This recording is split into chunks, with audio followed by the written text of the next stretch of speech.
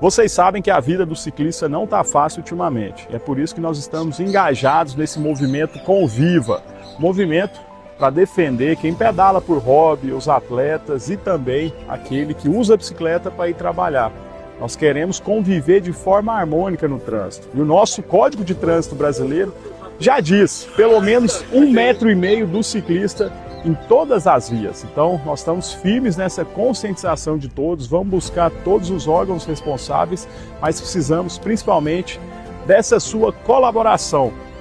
Pedalar é um direito e não um risco. Vamos junto! Conviva!